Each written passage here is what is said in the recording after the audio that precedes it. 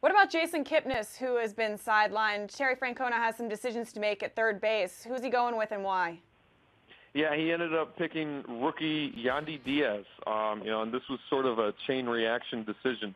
Once they figured out the timeline on Kipnis, that this is something that could linger until mid-April, maybe late April if they want to slow play it a little bit. You're not looking at just a very short-term thing. So they decided to move Jose Ramirez off third base and have him fill in at second base in the interim, and that opened the door for kind of a wider competition for third. They had Giovanni Urshela, who's been in the big leagues before and is very defensively sound. They had Eric Gonzalez, who is another prospect, shortstop prospect, who's been blocked by some guy named Lindor. So they've been moving him around as a utility guy and, hoping to develop him that way.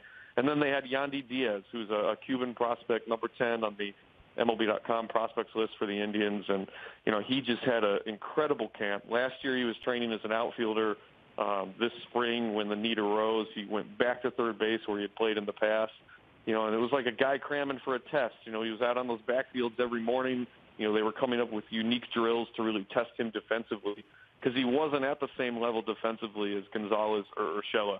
But offensively, they've described him as a very advanced hitter. This spring he had more walks than strikeouts, very good contact rate, and he has shown a knack for power even to the opposite field. So they're really intrigued by what he can bring offensively, and that was a big reason why he was the pick to come north with the team. What are you hearing regarding the timetable for his return, talking about Kipnis? Yeah, so when they said 4 to 5 weeks to return to play for Major League games, at that point in the schedule, it projected out to roughly the second or third week of April. We haven't heard any change in that timetable. He's already, starting some hitting drills and starting some light throwing activity. So he's beginning that progression. And he hasn't, as far as we've been told, had any setbacks behind the scenes. So again, as far as that initial projection, you're looking at possibly mid to late April.